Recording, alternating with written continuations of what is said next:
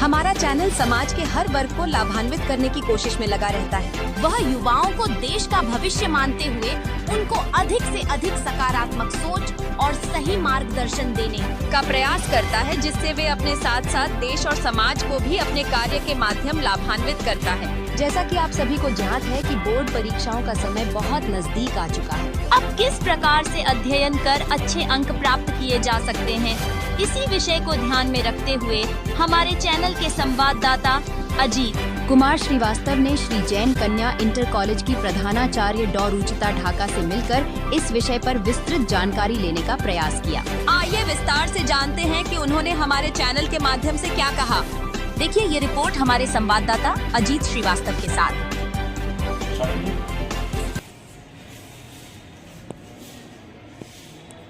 दोस्तों नमस्कार। आज सफलता के सफरनामा में फिर से एक ऐसी पर्सनालिटी के साथ में मैं मौजूद हूँ जो जाना माना नाम है शिक्षा के क्षेत्र में, और बहुत ही कम से कम रिसोर्स में, जिसे कहते हैं गागर में सागर। ये उस तरह से उन बच्चों को जो कम से कम पैसे में अच्छी से अच्छी शिक्षा प्राप्त कर सकते हैं, ऐसी जगह पर ये विराजमान है।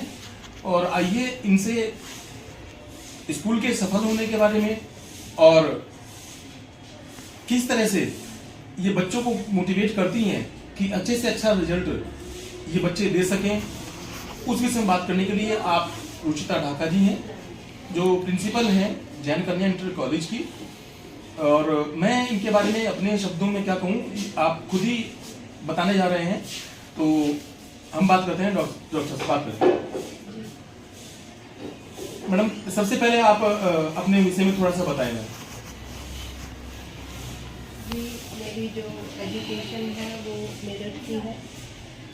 मेरी जो क्वालिफिकेशन है MSc, MPhil, उसके बाद PhD, ये मैंने मेरठ यूनिवर्सिटी, जो कि अब चौधरी चरण सिंह यूनिवर्सिटी के नाम से जानी जाती है, वहाँ से मैंने अपना डॉक्टरेट किया। उसके बाद नेक्स्ट क्वालिफाई किया मैंने, और 98 में जो मेरा सिलेक्शन है वो नवोदय विद्यालय सोनीपत में हुआ था, और एज अ PGT बायोलॉजी वहाँ पर मैंने 4.5 साल अपनी सेवाएं दी। उसके बाद उत्तर प्रदेश माध्यमिक शिक्षा सेवा चयन आयोग के द्वारा मेरा सिलेक्शन प्रवक्ता या लेक्चरर बायोलॉजी जीव विज्ञान के पद पर LDAV इंटर कॉलेज अनूप शहर में हुआ। वहाँ पर मैंने 6.5 साल अपनी सेवाएं दी। उसके बाद उत्तर प्रदेश माध्यमिक शिक्षा सेवा चयन बोर्ड के द्वारा ही मेरा सिलेक्शन प्रधानाचार्य के पद पर यहाँ शामली में हुआ, श्री जैन कन्या इंटर कॉलेज में सन 2010 में। तब से मैं लगातार इस विद्यालय में अपनी सेवाएं दे रही हूँ। मैडम, आपने इस विद्यालय को कब ज्वाइन किया था? 2010 में, फरवरी 2010। तो मैडम, आपका जो पीछे का सफर है वो तो आपने डिस्कस कर ही लिया।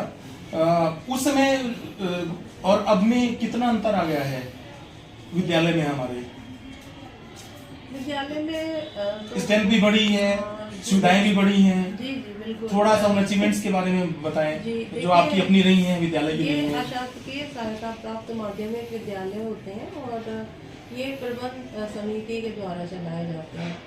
तो हमारे जो प्रबंध तंत्र है उनका बहुत ही ज़्यादा महत्वपूर्ण एक योगदान रहा है विद्यालय को आगे ले जाने में, और उसके साथ कुछ अपनी योजनाएं भी रही। जो भी कमज़ोर क्षेत्र थे, जो वीक एरियाज थे, उनको चिन्हित किया गया, और विशेष तौर पर जो छात्राओं की शिक्षा है उसके ऊपर ज़्यादा प्रयास किए गए, और with the passage of time उसके अच्छे परिणाम भी हमें मिले। और ये आज स्थिति है कि लगातार 4-5 वर्षों से जो विद्यालय का रिज़ल्ट है वो 100% रहता है या 99% रहता है। तो हमारे यहाँ फेल होने वाली छात्राओं की संख्या नगण्य है।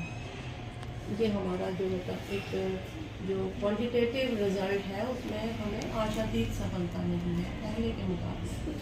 मैम, अपना सब्जेक्ट जो विशेष सब्जेक्ट है उस वो क्या है?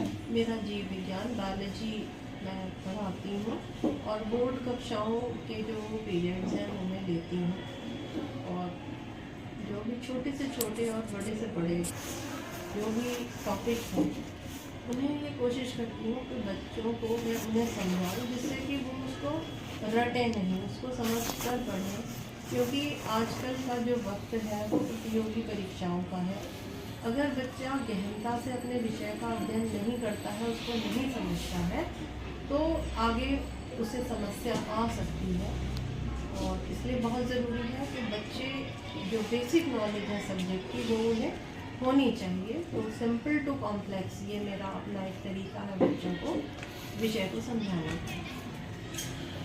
मैडम, जो आपको पता है बोर्ड की अब स्कीम आ चुकी है, इस समय बस डू और डाई वाली स्थिति बनी हुई है, तो उनके लिए जो आपका सब्जेक्ट है क्या उसमें मतलब गागर में सागर वाली बात मैंने शुरुआत में कही थी, वही फिर से कह रहा हूँ मैं कि क्या वो ऐसा करें कि इस बचे हुए कम समय में भी ज़्यादा से ज़्यादा अंक ला करके लाभान्वित हो सकें, वो क्या तरीका अपनाएं? देखिए, इसके लिए ना हम जो हमारा सत्र जब प्रारंभ होता है तो इसके लिए हम तभी से तैयारी करते हैं, क्योंकि इस समय कोई भी चीज़ हम नई शुरू करेंगे तो उससे हमारा बच्चा बहुत प्रेशर में आ जाता है। तो आज का जो बच्चा है वो बहुत संवेदनशील है, तो अगर उसके ऊपर अभी से एकदम से इतना भार डाल देंगे तो मनोवैज्ञानिक रूप से वो बच्चा परेशान हो जाता है।